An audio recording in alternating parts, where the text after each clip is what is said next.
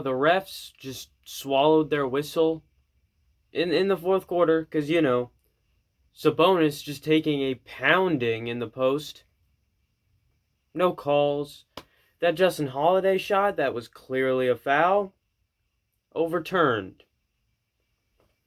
The refs just swallowed their whistle completely in the fourth quarter. And then New York fans, as soon as one foul is called, start complaining. Like, learn the rules of basketball, New York.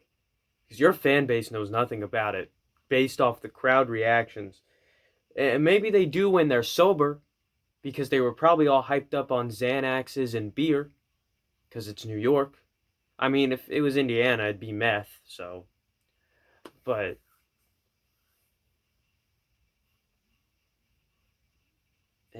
that was just terrible. And we'll get to the players in a second, but the New York fans are toxic and really bad.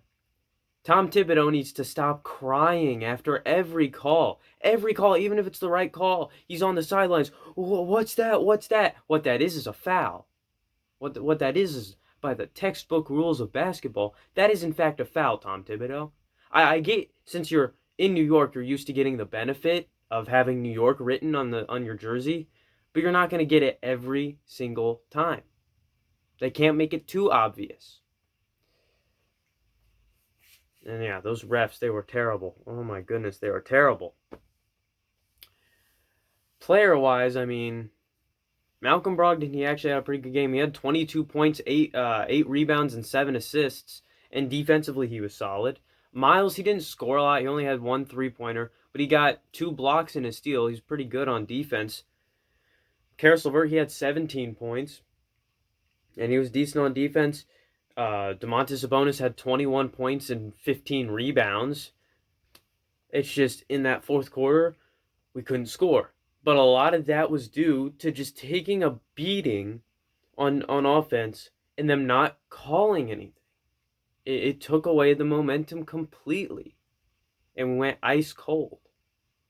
Partially that is our fault, but also partially it's the refs' fault for letting it get so out of hand with guys just beating on Sabonis the whole game and them not calling anything.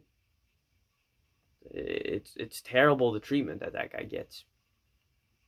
Off the bench, Kelan Martin continues to be a guy that I just really enjoy watching play basketball. He only scored 4 points tonight, but they were 4 points that came in a very interesting way. One was he just drove right through the lane and laid it up. And the other, he ran through 2 defenders and there was one on him. He just pulled up, shot it. It was contested. He swished it anyways.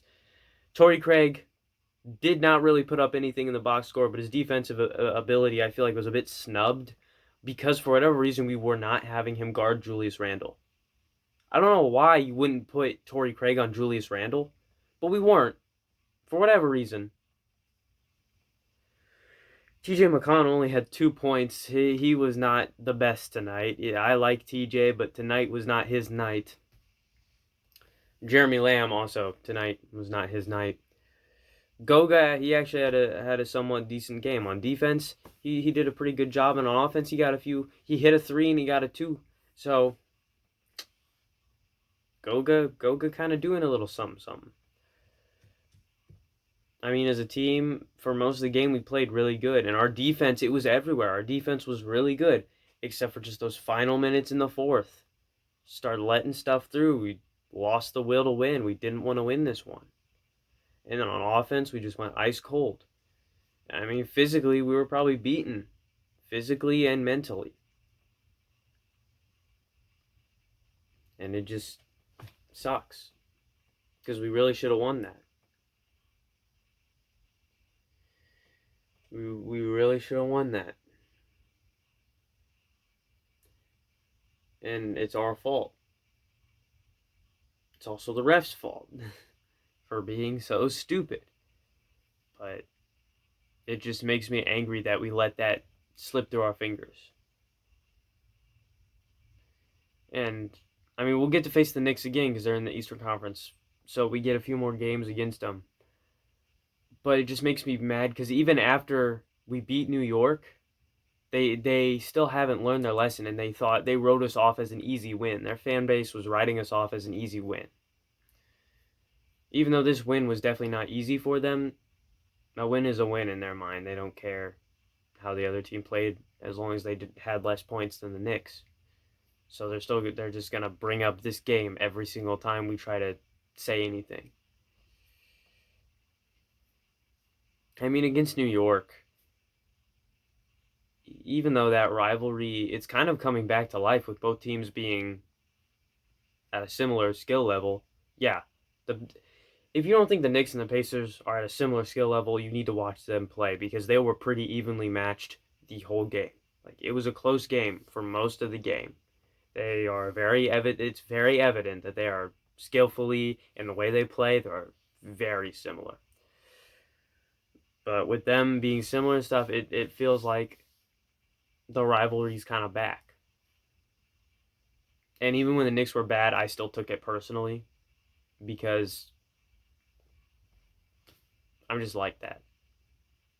I try to attach an emotional meaning and make each game personal, even though I know I'm not playing it or whatever, but it gives me extra incentive to watch if I have like a personal reason. It gives me um, uh, more investment into the game. And this one was it's New York. So, and it's always fun to see New Yorkers lose because whenever New Yorkers lose, they can't stand it. It's insufferable for them. And then in turn, they become insufferable. Well, normally they're insufferable, but they become even more insufferable. And then when they start winning, they become even more insufferable than when they're losing. They just have levels of insufferability that they like slowly reach. I'm sure in like the White House or something, you got the DEFCON meter and then the New York toxicity meter. Yeah, this one was just bad. See you guys next time. As always, I'm not funny. And yeah, this was. Yeah. Yeah. See you guys next time. Just got unlucky on a few plays tonight. You know, one of those plays, I thought he was standing still, but he just hit the shit out of that one guy, and the guy went flying. They blew the whistle, and they called it on him.